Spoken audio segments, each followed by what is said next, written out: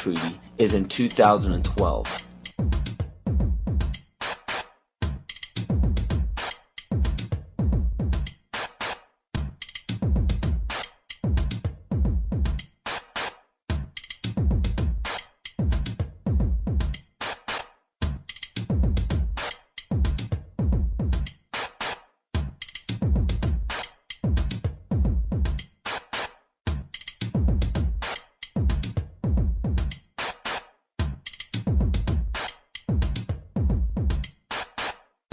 And if this wasn't enough, when the Pentagon was damaged in 9/11, they set a goal to have a completely new and improved Pentagon in December of 2012.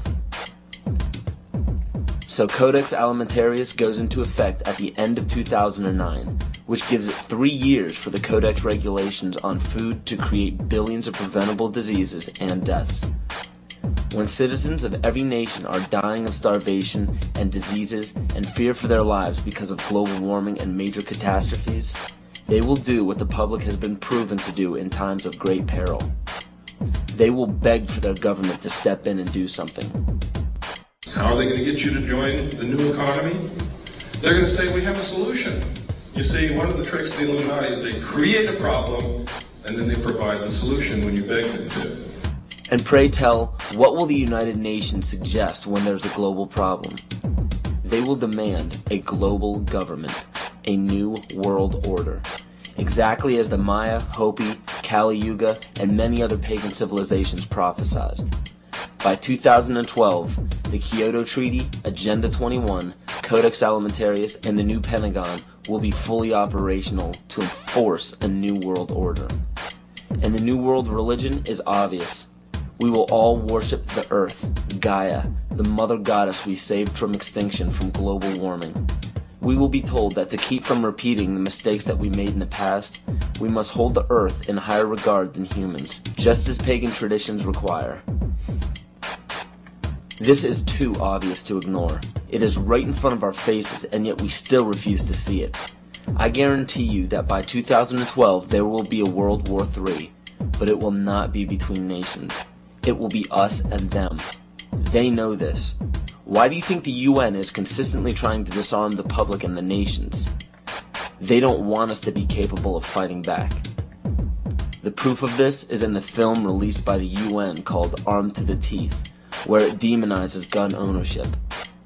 It is also shown in the Freedom from War policy put in place by JFK in 1961. President John Kennedy went to the United Nations, September 1961, and he presented the United States program for general and complete disarmament in a peaceful world during a speech, and he said, this is the official program of the United States of America. It's a disarmament program. It calls for the United States to turn over its military to the United Nations. Now, let that sit for a second. It calls for the United States to turn over its military to the United Nations. The program ends by saying progressive controlled disarmament would proceed to a point where no state would have the military power to challenge the progressively strengthened UN peace force. The UN would have all military power. This policy outlines some pretty scary scenarios when you understand what it reads. It calls for the disbanding of all national armed forces and the prohibition of their reestablishment in any form whatsoever other than those required to preserve internal order and for contributions to a United Nations peace force. This clearly shows that the UN is calling for all military power to be under their control. Inspection and verification must establish both that nations carry out scheduled limitation or reductions and that they do not retain armed forces and armaments in excess of those permitted at any stage of the disarmament process. Strategic delivery vehicles will be reduced. Arms and armed forces will be reduced. And all the while, UN peacekeeping powers would be strengthened. A UN Peace Observation Group would be available to investigate any situation which might constitute a threat to or a breach of the peace. Establishing of a permanent international peace force within the United Nations, and depending on the findings of an experts commission, a halt in the production of chemical, bacteriological, and radiological weapons, and a reduction of the existing stocks or their conversion to peaceful uses. peaceful uses of biological, chemical, and radiological weapons? Do you see how they are perverting the word peace and making this policy sound unilaterally good?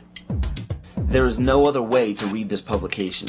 It clearly states that all nations will hand over their military forces to a global United Nations military.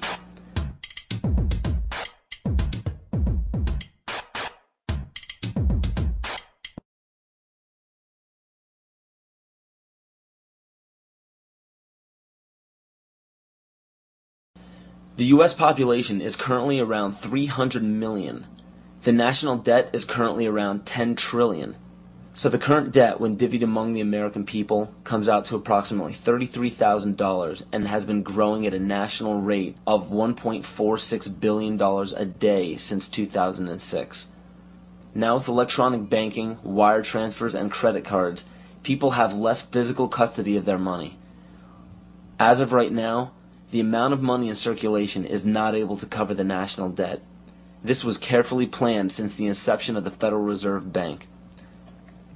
And the next planned step by the elite is already in play. George Bush signed a bill implementing the North American Union. President Bush signed a formal agreement that will end the United States as we know it. And he took the step without approval from either the U.S. Congress or the people of the United States. I think one thing people who are dollar-based need to focus on is the Amero. That's the one thing that nobody's talking about, but I think is going to have a big impact on everybody's life in Canada, the U.S., and Mexico. The Amero is the proposed new currency for the North American community, which is being developed right now between Canada, the U.S., and Mexico to make a borderless community, much like the EU, and the dollar, Canadian dollar, U.S. dollar, and the Mexican peso replaced by the Amero. You see, the domination of government by business is called fascism. And I'm kind of wondering how many people know what NAFTA is, the North American Free Trade Agreement. Because under Chapter 11 of the NAFTA agreement, NAFTA tribunals trump all U.S. law if it conflicts with either A, World Bank's International Center for the Settlement of Investment Disputes, or B, UN Commission for International Trade Law. Now, that sounds scary enough, but when you understand what that reads, it also gives the power to violate the First and Second Amendment, which is saying, bye-bye to the Constitution. This will weaken national sovereignty and bankrupt the dollar we use now. After this happens, the Fed will call in all debts. When the debts cannot be repaid by the people, assets will be seized. And by this, I mean absolutely everything you own, including your property, your home, your vehicle, your furniture, and the clothes on your back. This plan is already in progress.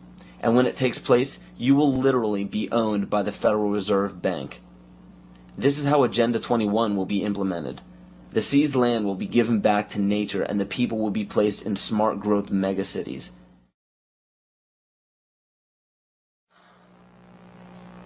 So what are we to do?